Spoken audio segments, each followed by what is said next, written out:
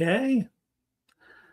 Looks like I failed the countdown intro video. That's never happened before. Here, let's do a 10-second one. All right. Hare Krishna. Welcome back. Anyone who's here besides myself and the Lord. It's been a while, maybe 2 weeks, 3, I don't know. I had a surgery recently, but now I'm recovering well and excited to do our second to last reading for chapter 11 in the Bhagavad Gita, verses 49 to 52. There are 54 or 5 verses in the chapter. Next stream, we'll finish off chapter 11. These verses today are very sweet. It's going to be a fun reading. I didn't take many notes, so it'll be a lot of reading. Lovely purports, too. Please join me or not as I glorify and invoke the Supreme with just a few mantras. Hopefully I can be as sincere and humble as possible. That's why it's not too many mantras. Then it will not feel sincere anymore. Maybe humble, but not sincere.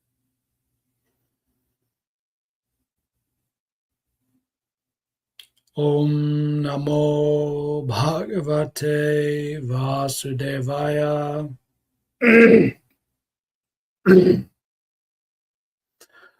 Om Namo Bhagavate Vasudevaya. Om Namo Bhagavate Vasudevaya. Om Jnanatimirandasya Jnananjana Shalakaya Chakshur Unmilitam Yena Tasmai Shri Gurave Namaha.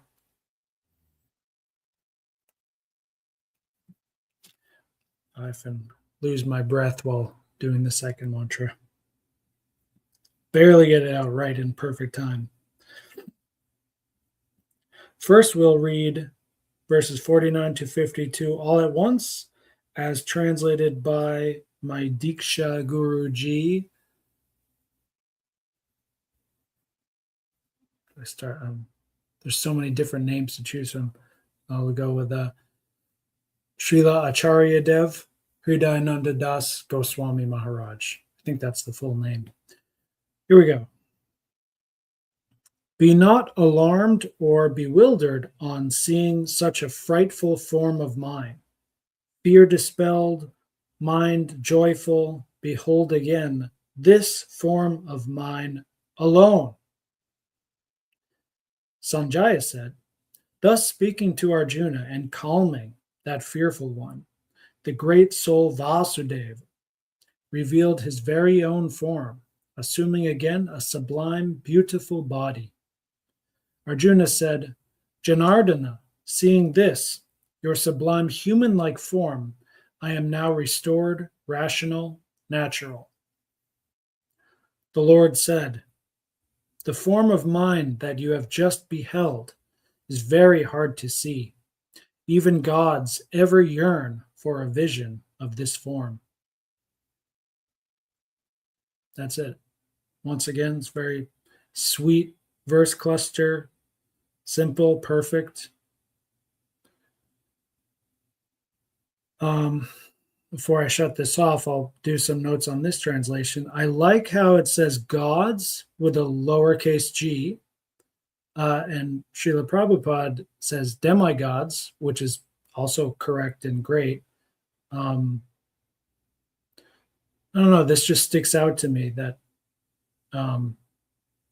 this is one thing we can do in English with the capital letter or non-capital letter, which is fun to play with. And I mean, to me, it's an indication that there's an academic scholar writing this translation. because we're very careful about, we have that nature of, truth, God, law, these sorts of words are the lowercase or uppercase. It's subtle, but there's very significant distinctions in meaning being made there. It's not just like an emphasis thing. It's actually a difference in meaning. Also, human-like form. That word human-like. Prabhupada also mentions and stresses that word. It's manu something, manushman, something like that. We'll talk more about that later. The main difference between these two translations, in the literal translation by HDG and also Srila Prabhupada, it doesn't actually mention two-armed form versus four-armed form. But in the colloquial translation of Prabhupada, he does mention that explicitly. So I think there's some inside knowledge that I do not have. Perhaps just from the Sanskrit words of something rupa. Like rupa just means form, but in these verses, there's different words for rupa. Something this rupa, that rupa. And when you literally translate it, it's kind of like, human form or universal form or something. But, the two-armed form and four-armed form, those words in Sanskrit, it's not a literal translation of like the number 2 and the word arm that we do in English. They're, poetic names, which I don't know on the top. And there's many different names too. That's why I haven't learned that Sanskrit word, because there's so many to learn from. I don't even know where to begin.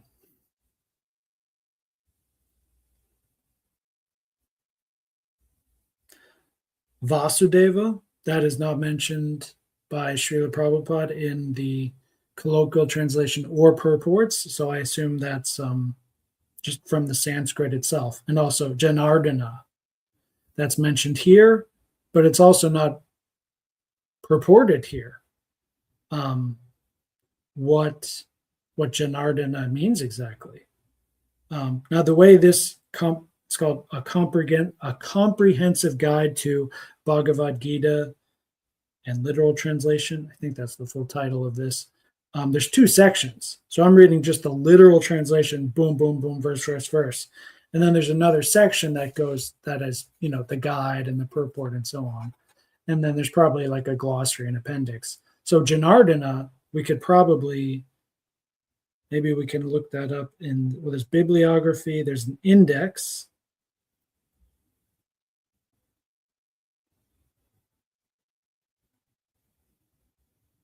Or in the literal translation.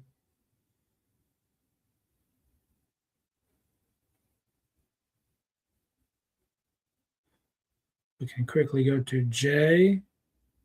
Nope, Janardana is not here. So, he's the author has organized this by how I would too, by technical philosophical terms like immortality, ignorance, and so on. And it's mostly English words, but there's Sanskrit words mixed in as well. Now, how do I go back?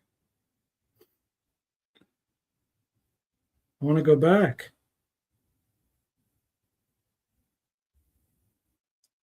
There we go, close enough. Chapter 12.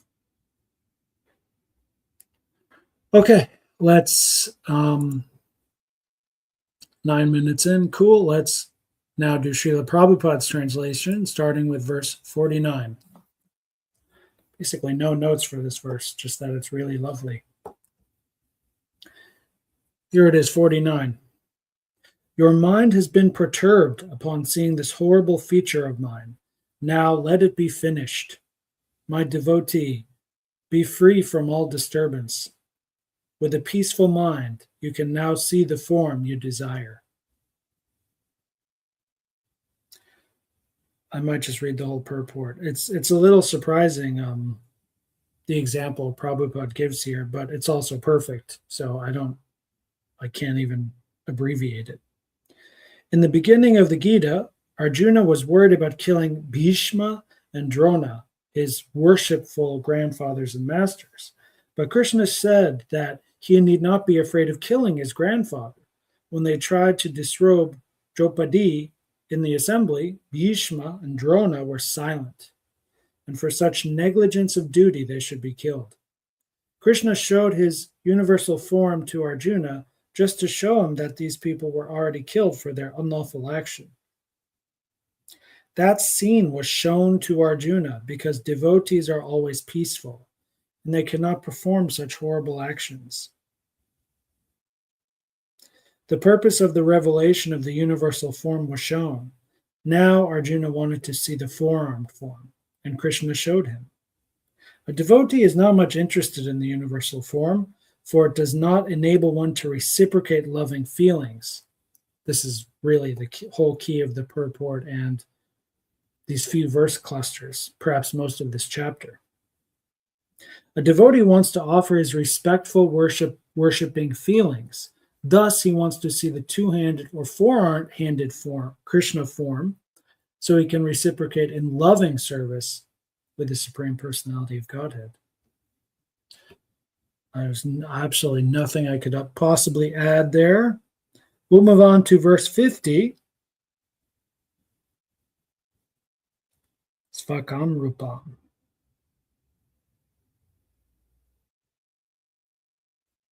Oh, that means his own form. Yeah, so that's one of these words, something Rupam, Svakam. It means Sva is like the self or something. So it's like Krishna's personal form. Like you have to know Krishna personally to know what that means, like two-armed form, four-armed form, etc. And so because Prabhupada knows, he can translate that for us in the way that a literal translation cannot. It's not possible. Literally, it's not possible. Okay, verse 50. Sanjaya said to Dhritarashtra, the Supreme Personality of Godhead, Krishna, while speaking thus to Arjuna, displayed his real four-armed form, and at last he showed him his two-armed form, thus encouraging the fearful Arjuna. Again, there's kind of no point not reading the purport because it's just the right perfect size, basically. My note here says, it talks about the four-armed form, then two-armed form, and this is absent everywhere else. Yeah, and I think I mentioned that in my intro too. It's not in the literal translation of either translations. So we're relying on simply the knowledge and words and expertise and guidance of a pure devotee and our spiritual master. And that's fine. There's no, it makes perfect sense. It adds a layer of beauty to it as well.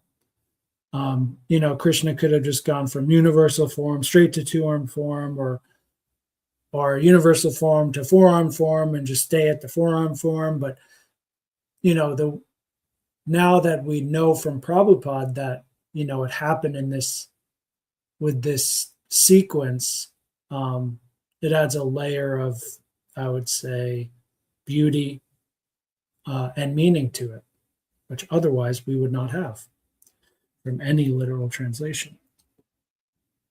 Here's the purport. When Krishna appeared as the son of Vasudeva and Devaki, he first of all appeared as four-armed Narayan. But when he was requested by his parents, he transformed himself into an ordinary child in appearance. Similarly, Krishna knew that Arjuna was not interested in seeing a four-handed form of Krishna, but since he asked to see this four-handed form, he also showed him this form again, and then showed himself in his two-handed form. The word Somya Vapuha It's hard to do that H at the end there, is very significant. Samyavapu is a very beautiful form. It is known as the most beautiful form. Let's quickly go back to the literal translation of that. Yeah, beautiful form. So Vapu also means form, but that must be different from Rupam. And I don't know.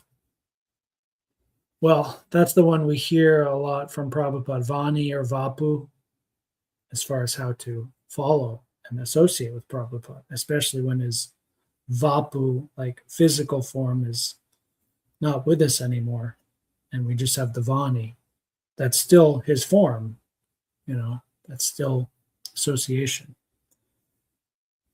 So that word is significant. It's a very beautiful form. It is known as the most beautiful form. He was present. Everyone was attracted simply by Krishna's form. And because Krishna is director of the universe, he just banished the fear of Arjuna, his devotee, and showed him again his beautiful form of Krishna. In the Brahma Samhita, it is stated that only a person whose eyes are smeared with the ointment of love can see the beautiful form of Sri Krishna.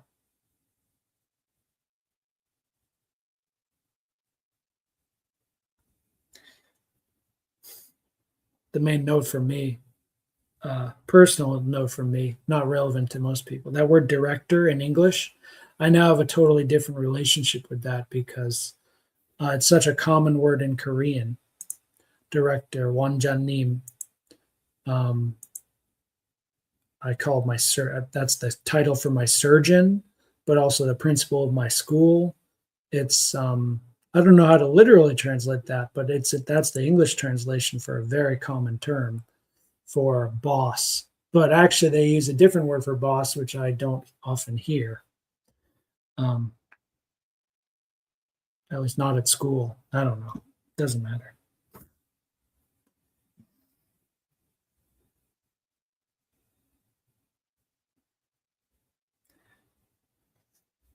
The last sentence in the purport is really sticking out to me because it's so precise with ointment, smeared with ointment. I have a feeling there's significance to that. And we would have to go back to the Brahma Samhita to explore that significance. If you do want to do that, I recommend reading Srila Bhakti Siddhanta Saraswati Thakur's translation, which is the perfect book to read from the spiritual master of our spiritual master because it's short. So all of his work is very advanced and difficult to read. So one of these that's, on the shorter side is really excellent. And it's Shastra, it's just like reading the Gita, you're reading the original text in Sanskrit and then the translation and then the purport. But it's just, much more theological, academic, verbose, and so on. It's written for scholars. It's written by a super elite scholar for other elite scholars. Our Srila Prabhupada is not writing like that. We can call him an elite scholar, that's fine, but he's not writing for elite scholars. He's writing for the masses.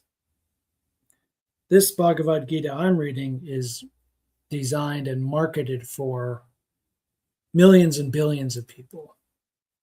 So it's a different writing. You can say it's from a essentially similar source, but the writing is quite different.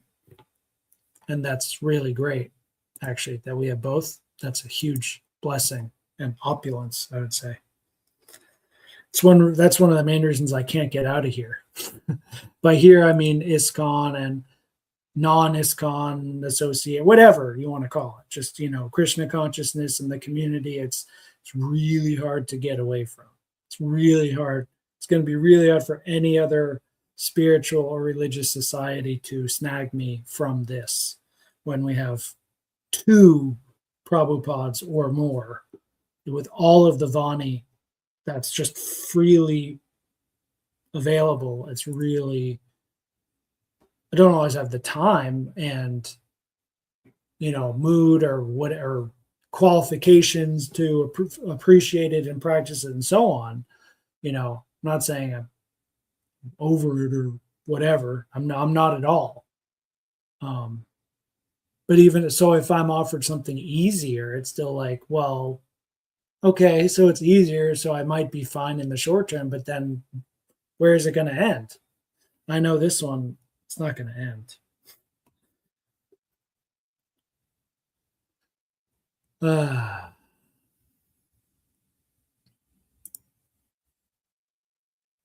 51.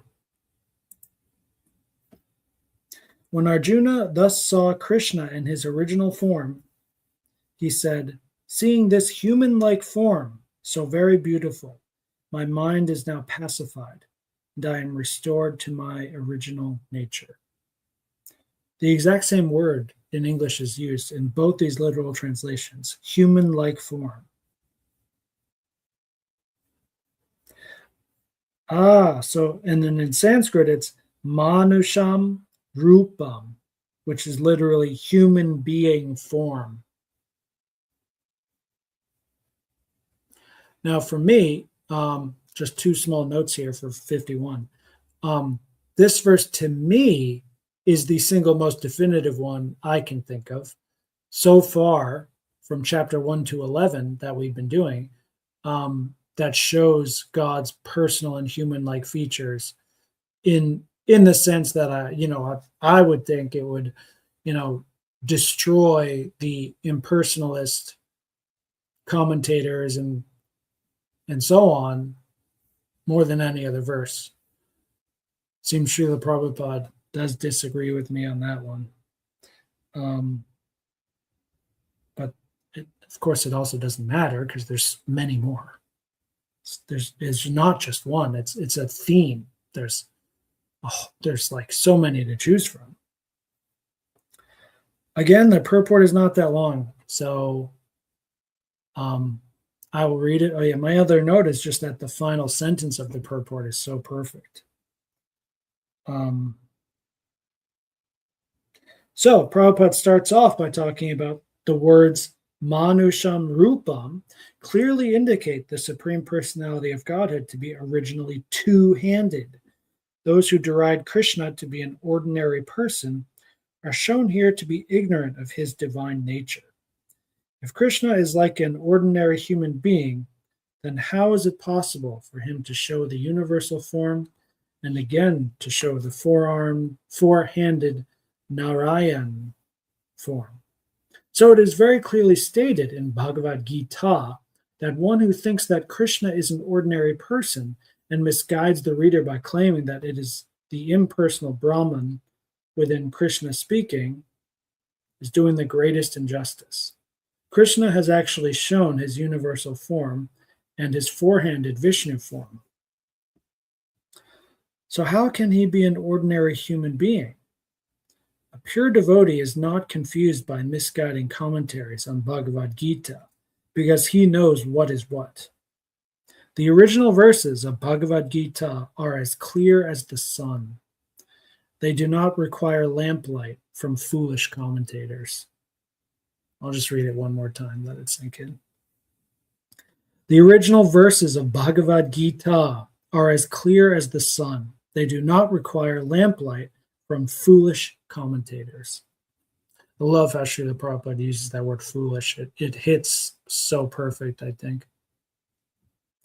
Moving on to 52, which is the only verse we're doing today, which has a sizable purport, page and a half almost. 52. The blessed Lord said, "My dear Arjuna, the form which you are now seeing is very difficult to behold. Even the demigods are ever seeking the opportunity to see this form, which is so dear."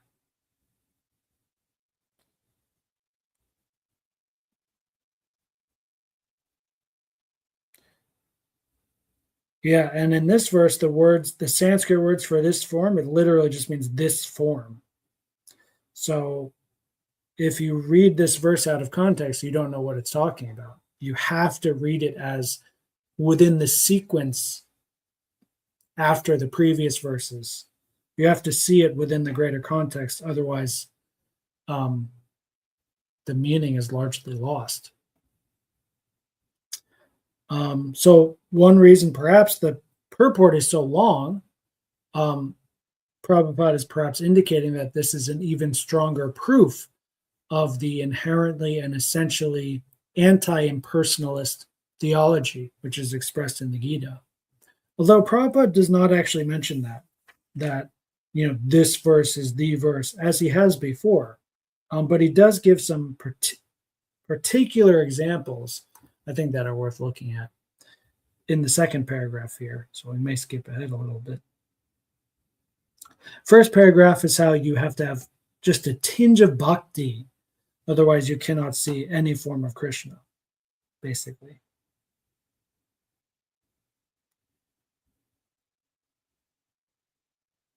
Now here, going to the second paragraph. For one using a material process, now let's go back before that. First, Krishna's body, as confirmed by Brahma Samhita and by himself in the Gita, is completely spiritual and full of bliss and eternality. Satchidananda Vigraha. Now, his body is never like a material body, but for some who make a study of Krishna by reading the Gita or similar Vedic scriptures, Krishna is a problem. For one using a material process, Krishna is considered to be a great historical personality and very learned philosopher. But he isn't an ordinary man. But some think that even though he was so powerful, he had to accept a material body. Ultimately, they think that the absolute truth is impersonal. Therefore, they think that from his impersonal feature, he assumed a personal feature attached to material nature. This is a materialistic calculation of the Supreme Lord. Another calculation is speculative.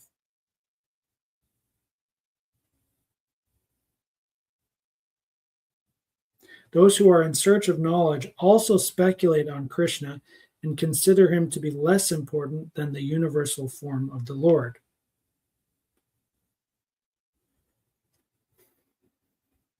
I'm trying to figure out what's the difference between speculative versus the non-speculative calculation. So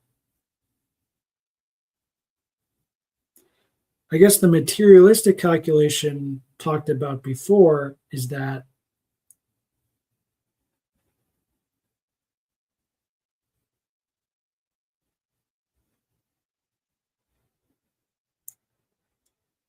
it's like, because you can't actually see God as a personal form everywhere, even though he is there, a super soul and whatnot. But because a materialistic minded person can't see that personal form of God everywhere, they think that the absolute truth is and must be impersonal. So from that logic, his impersonal feature must then be assuming a personal feature. So that's calculated purely by materialism. I think I got it. But then speculative calculation is like, all right, now I'm just going to make something up that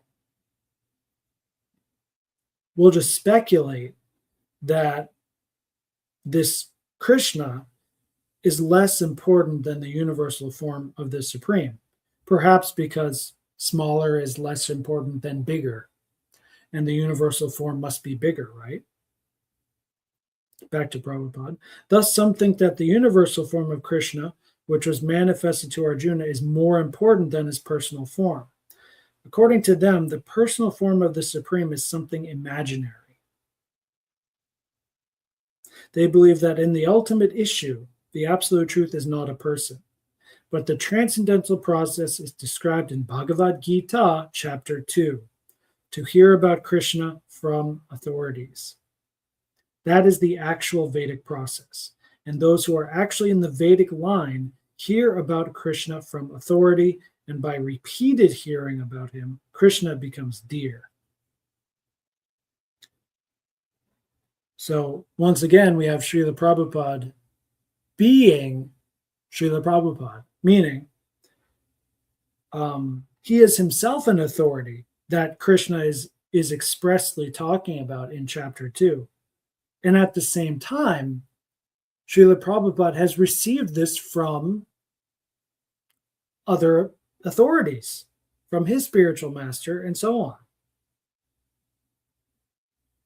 So this is like one of those beautiful examples that's magnanimity and humility at the same time, which is materially impossible to think about.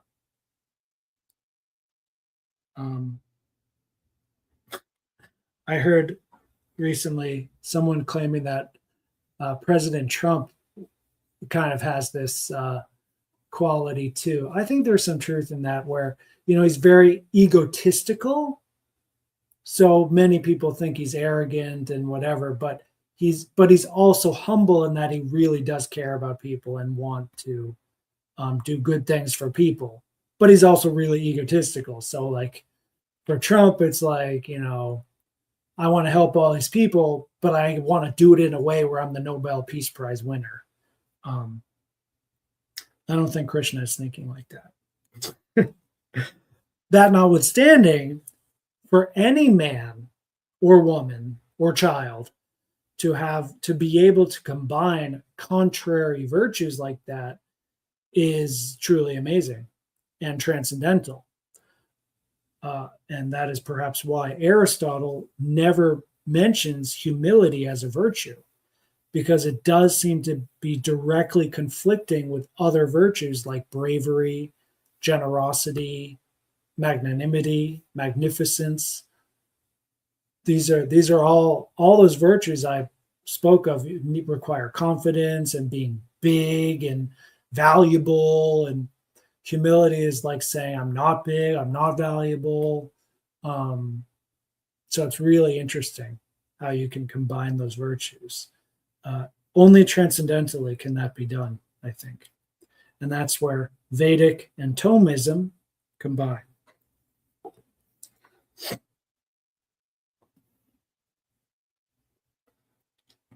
Continuing back to Prabhupada, as we have several times discussed, Krishna is covered by his Yoga Maya potency. He is not to be seen or revealed to anyone and everyone. Only by one to whom he reveals himself can he be seen. Skipping ahead. This is not possible even for the demigods. It's very difficult.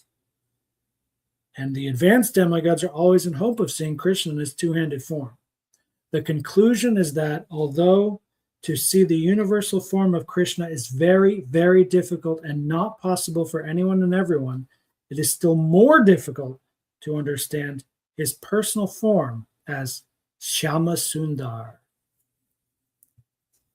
which I believe refers to the golden color. So that's it for me, 33 minutes. I think that's good timing. I don't want to do that much longer than that. Thank you for listening. Thank you, Srila Prabhupada, Sri Krishna, my Diksha Guru, Hridayananda Das Goswami Maharaj. Thank you for letting me have the opportunity to read and speak about these topics. It is a pleasure. It is an honor. It is a bliss. See you next time. Hare Krishna.